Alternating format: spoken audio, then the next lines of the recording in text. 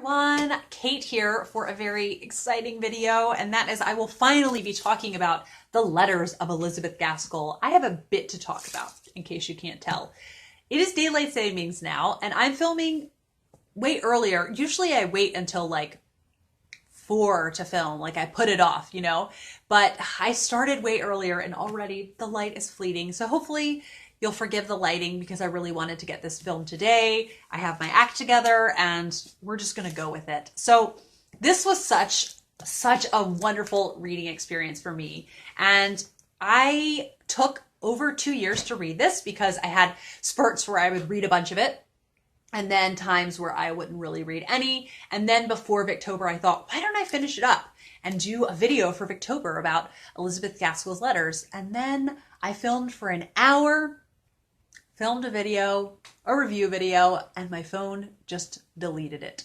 It's like I got to the end and it showed it took up 0 seconds. And then I tried to transfer it to my computer because it still said it was taking up like a gigabyte of memory and it just wouldn't even transfer. So it was very, very sad. And it took me a while to work up the courage to film another video. So 2 months later, here I am, ready to talk to you about this because there were just some really fun discoveries. And basically my review of this is going to be reading out different passages that I found interesting.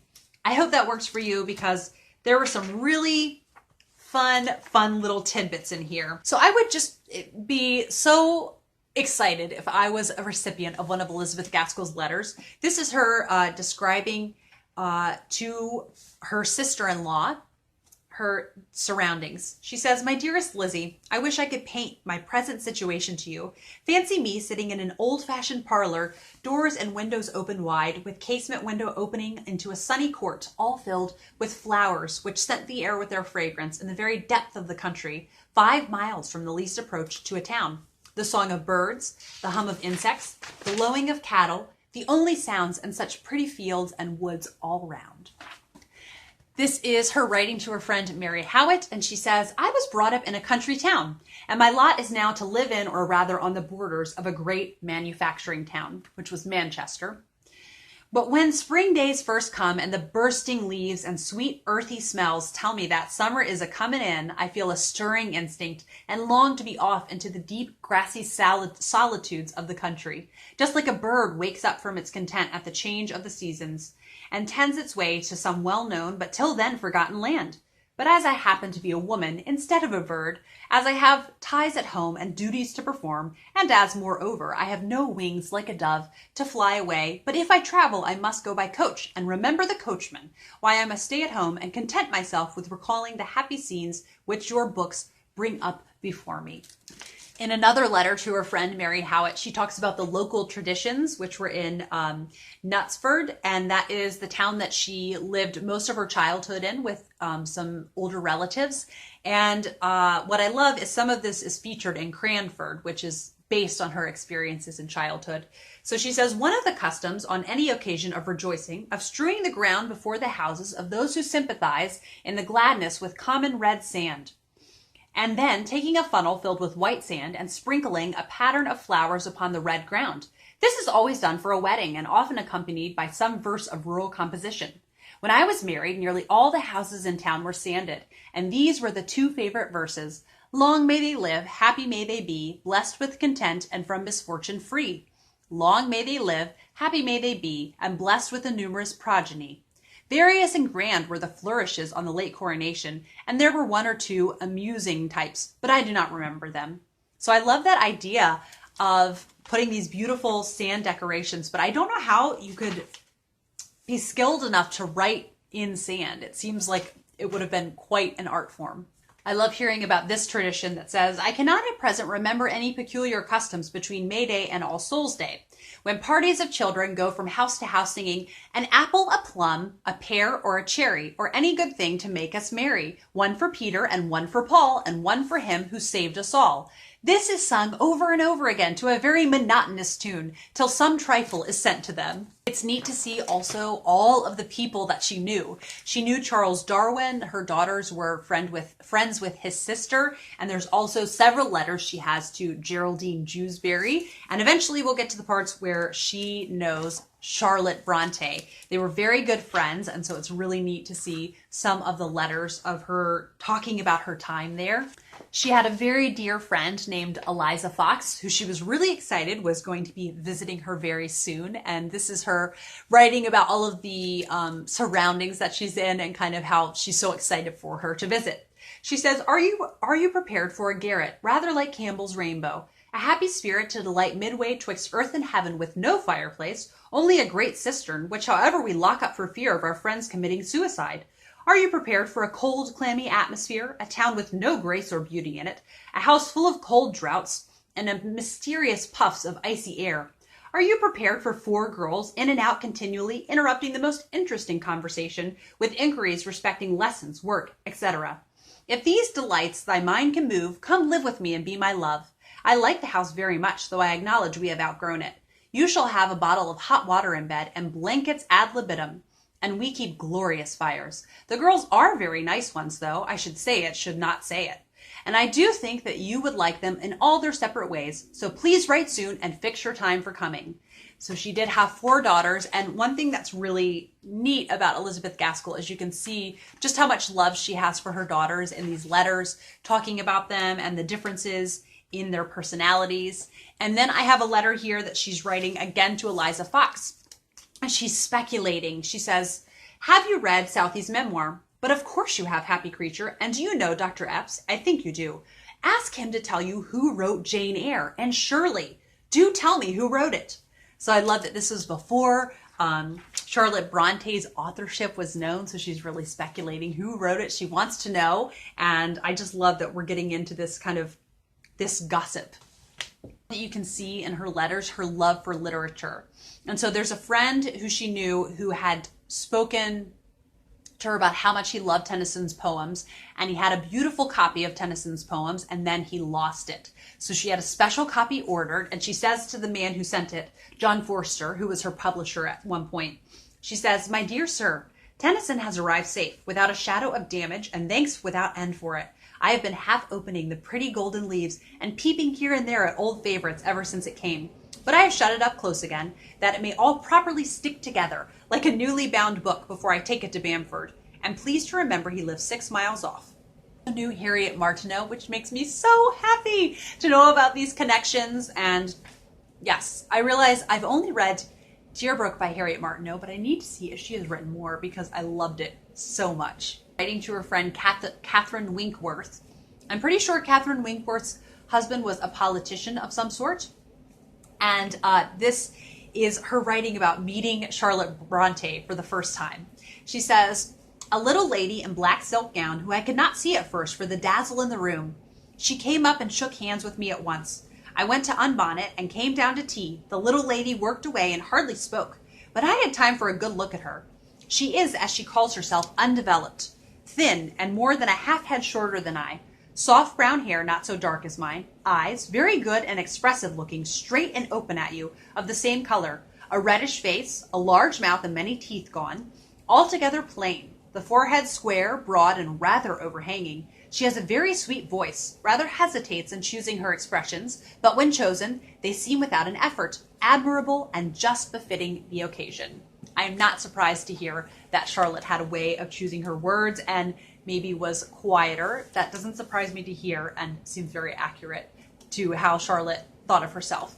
Another thing that's really special about Elizabeth Gaskell is she was a very dedicated Unitarian. Her husband was a Unitarian minister, and Unitarians have a reputation for really embracing social justice, and so she really practiced what she preached. And there is a letter to, it says to unknown, so we don't know who she was writing. This is in 1852, and she writes to him that she has heard about 4 orphan children, and she wants to know what has happened to them and where a place can be found for them. So she's really concerned about these children, and she's writing to someone who can hopefully help them and get them in a place where they can have the proper care. And I just thought I really was touched by that she took the time to write that letter. Of the lighter side of her, in one quote that she's writing to her friend Grace Schwab, she says, "My sole want in the world in the dress line is a leghorn bonnet." She had been separated from her daughter Mita for a while, and she says, Mita came. How well the lassie looks, and so full of politics and watercolors. Also knew William Wordsworth, and I loved hearing this story about her time with him. She says, one day when they were living in Grasmere, there was no post office there, Wordsworth walked over to Ambleside, more than 4 miles, to post some poem that was to be included in a volume just being printed. After dinner, as he sat meditating, he became dissatisfied with one line and grew so restless over the thought that towards bedtime he declared he must go to Ambleside and alter it, for in those days postage was very heavy, and we were obliged to be very prudent. So he and Miss Wordsworth set off after 9 o'clock, walked to Ambleside, knocked up the post office people, asked for a candle, got the letter out of the box, sent the good people to bed again, and sat in the parlor puzzling and puzzling till they got the line right, when they replaced the letter, put out the candle, and softly stole forth and walked home in the winter midnight. After Elizabeth Gaskell published Ruth, it was really, really sad. There was a lot of scandal because it's a book about a fallen woman, and she kind of called out some of the hypocrisies that were in society and was shunned by a lot of people in their community, including people who went to her husband's church, and it just made a big, big stir up. And she says to somebody that she saw in a literary gazette a quote that said, "We have the deep regret that we and all admirers of Mary Barton must feel at the author's loss of reputation." So Mary Barton, what I think was fairly well received, was not that scandalous, but then to publish something about a fallen woman really pushed a lot of people's buttons.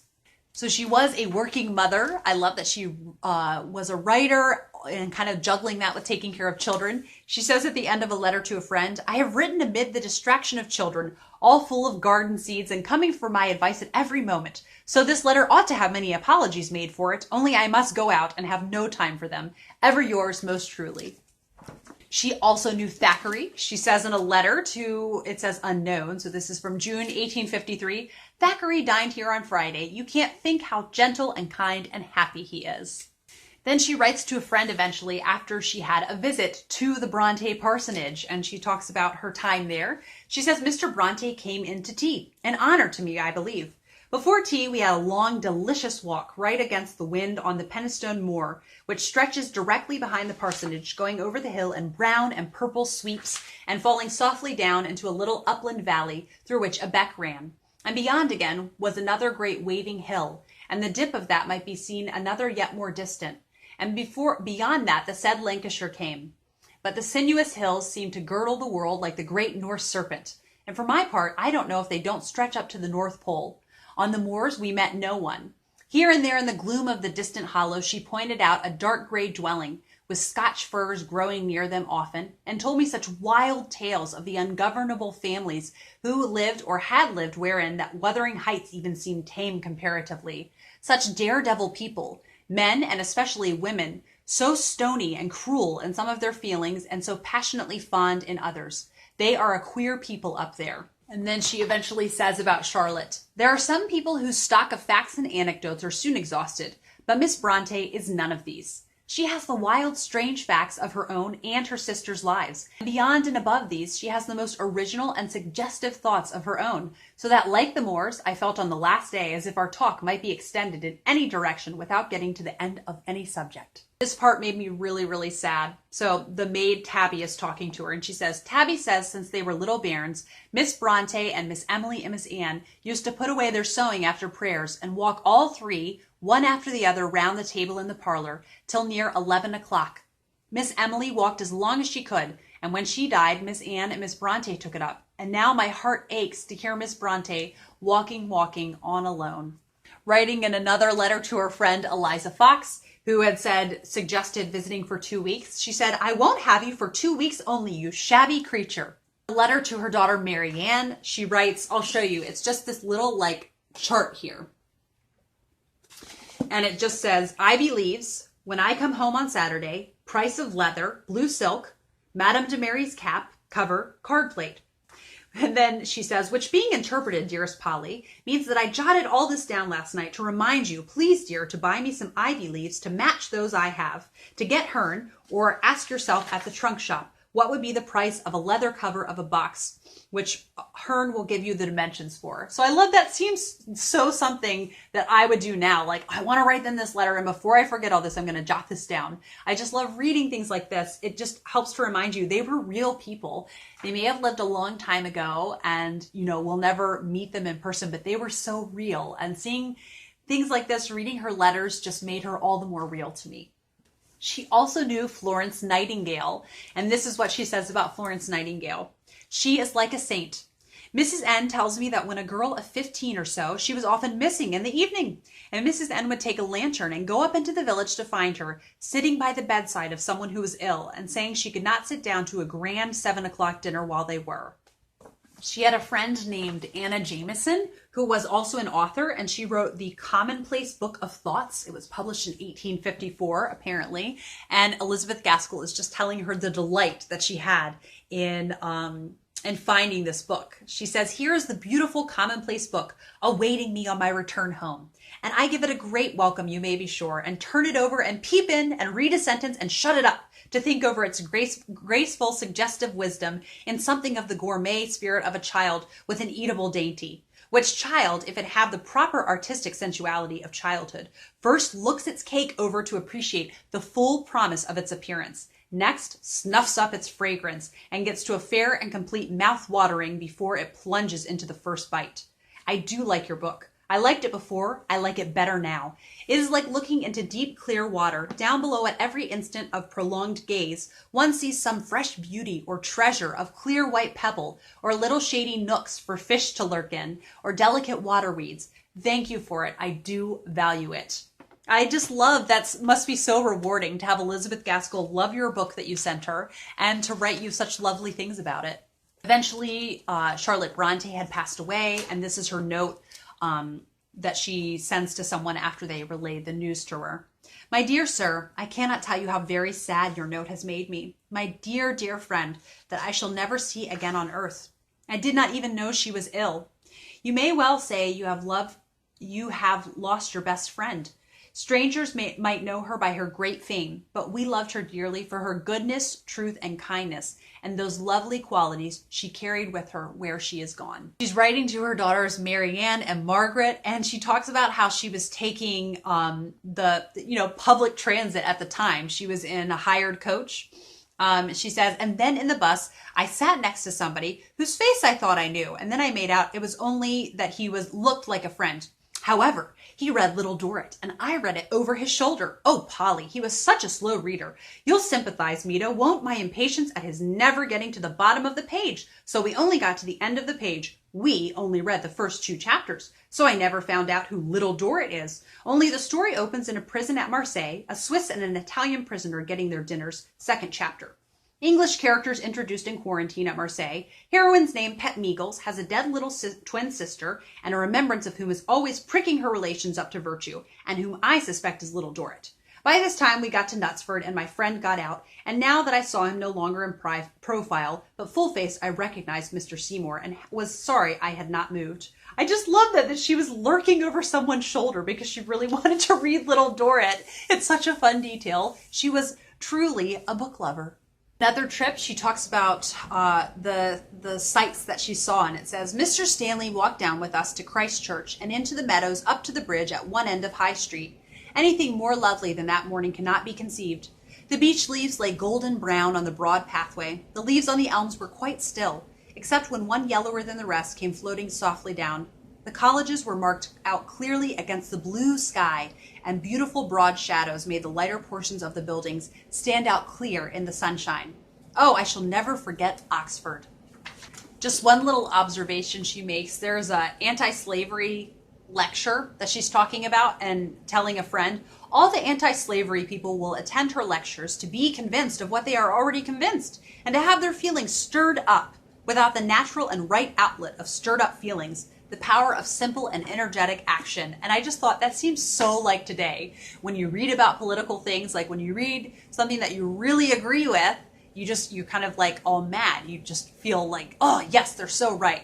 Or when you read something that you really disagree with, there's just nothing really to do with your energy, except to be annoyed.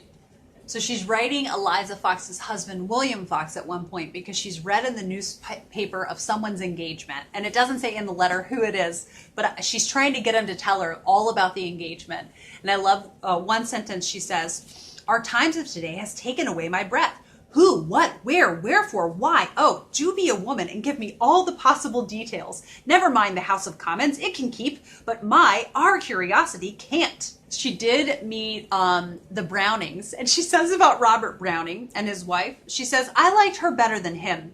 Perhaps for the reason that might be that he fell asleep while I was talking to him."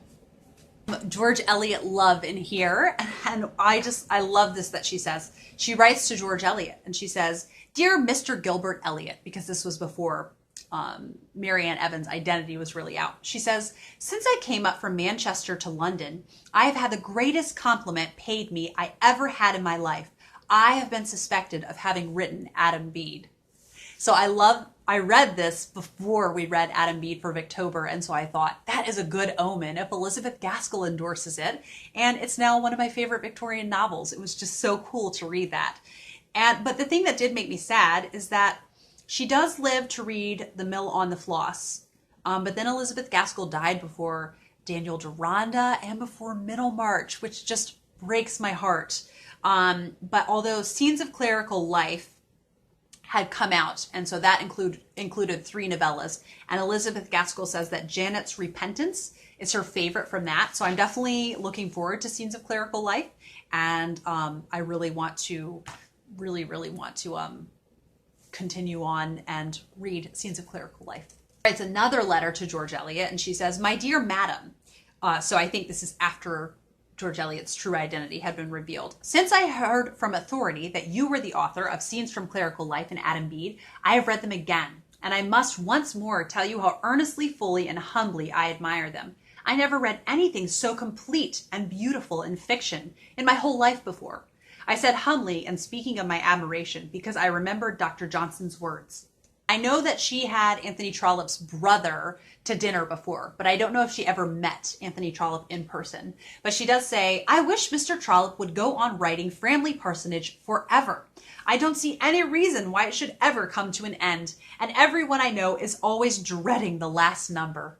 So she writes to her publisher, George Smith. This is in April of 1860. "Oh, Mr. Smith, your grandfather was a brick and your grandmother an angel. How can I go higher? It is inexpressible in the next generation how very charming you are. If I lived near Cornhill, I would go and pay you a call of 2 hours and a half long and offer to read you in the evening. Only think of having The Mill on the Floss on the second day of publication, and of my very own. I think it so kind of you, and am so greedy to read it, I can scarcely be grateful enough to write this letter, which now shall begin all properly. My dear sir," and then she goes into the rest of the letter. It's just so fun to see that. I just love seeing her love for literature there. Like, obviously she's an author, so you know she likes books, but just to see her glee over something coming to her like right after release day, it just feels so modern day.